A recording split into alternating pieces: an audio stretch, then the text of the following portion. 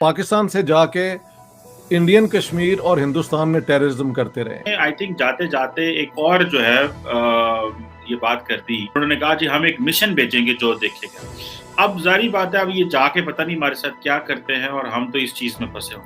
मुल्क की मईशत को तबाह बर्बाद कर दिया और फिर वो मईशत जो अपना बोझ ही नहीं संभाल पा रही, उस पर कुदरती आफत आ गई।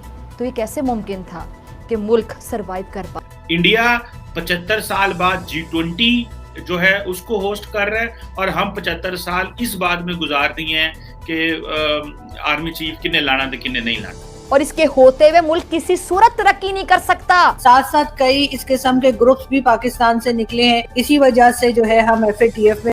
लेकिन इसके बावजूद वेस्टर्न पावर जो है they are dependent on India. अवाम चीख रहे हैं, लोगों के पास ना खाने को है ना पीने को है, घर बार सैलाब बहा ले जा चुका, बीमारियां फूट रही हैं, फसलें तबाह हो रही हैं, इजलास की किल्लत पैदा हो चुकी। 200 के करीब मीटिंग्स होनी है इस G20 में, 200 मीटिंग्स होनी है। सो आप इमेजिन कर सकते हैं। एप्पल फोन का डायरेक्ट मैन्युफैक्चरिंग टाटा करेगी और टाटा के पास Tata is worth about $150 billion.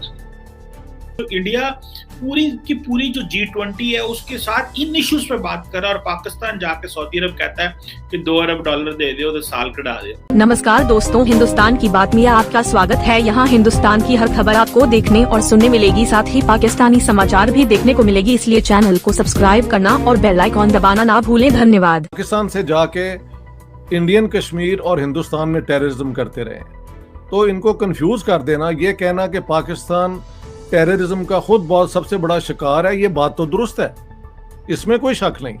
सबसे ज्यादा जानें इसमें पाकिस्तानियों की गई हैं, लेकिन जिन ग्रुप्स ने जाके पाकिस्तान को बदनाम किया है ना दूसरी दुनिया में, मतलब हिंदुस्तान, यहाँ से ट्रेन होके लोग वो क्या कहते हैं लंदन के अंदर भी अटैक हुए थे, मैड्रिड, ये सारे कनेक्शंस अब ट्रेस कर लिए गए हैं और इसमें कोई शक नहीं है।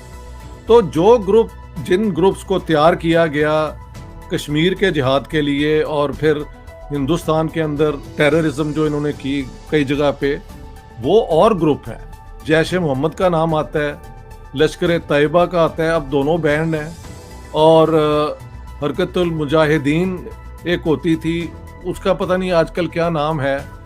तो ये वो ग्रुप्स हैं जिन्होंने पाकिस्तान को टेररिस्ट मुल्क, रोग स्टेट, इस किस्म की जो टाइटल्स है ना वो दिलवाए दुनिया से। एक तो ये बात है। तो किसके लिए इन्होंने किया? क्या जिहाद कभी फौरन लोग? पाकिस्तान में क्या डिस्कशन होनी है FATF की? पाकिस्तान में क्या डिस्कशन हो रही है कि जनाब इमरान खान कहते हैं कि आर्मी चीफ को और एक्सटेंशन दो, मैं आके आर्मी चीफ को एक्सटेंशन नया लेके आऊंगा, इस आर्मी चीफ को यही रहने दो। ठीक है जनाब, पाकिस्तान में ये डिस्कशन हो रही है और पाकिस्तान पूरी दुनिया से, जैसे कहते हैं ना, अलहदा है, कटा हुआ है। पाकिस्तान पूरी दुनिया, उसको पता ही नहीं है कि दुनिया में किस तरह के निज़ाम और किस तरह की बातें हो रही हैं। इंडिया 75 साल बाद G20 जो है उसको होस्ट कर रहा है और हम 75 साल इस बात में गुजार दिए हैं कि आर्मी चीफ किन्ने लाना तो किन्ने नहीं लाना। फाड़ लो इन्होंने, सियासतदानों ने हमारी जो है ना वो कर दी है, और फ्लड्स वैसे आए हुए हैं, डॉलर वैसे ऊपर चढ़ रहा है, लेकिन कोई किसी को परवाह नहीं है। अब इंडिया जब G20 को बिठाएगा तो जाहिर बात है किस चीज की बात करेगा? जो मैंने आपसे बातें की ये तो है, लेकिन इंडिया चाइना की भी बात करेगा। अब इंडिया और चाइना वो मुल्क हैं जिन्होंने रशियन इन्वेजन को प्रॉपरली जो है वो कंडेम नहीं किया, एक्सप्लिसिटली जिसे कंडेम कहना वो नहीं किया।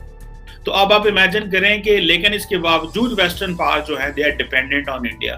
200 के करीब मीटिंग्स होनी है इस G20 में, 200 मीटिंग्स होनी है। सो आप इमेजिन कर सकते हैं कि अगर 200 मीटिंग होनी है तो उसके लिए कितने बड़े पैमाने पे हॉल्स चाहिए, इंफ्रास्ट्रक्चर चाहिए, गाड़ियां चाहिए, कितने लोग आने हैं, तो ये सारा कुछ बड़े बड़े पैमाने पे होना है। तो इसके लिए जारी बात है ये चीजें ही जो है वो है दिल्ली वगैरह में ही होगा।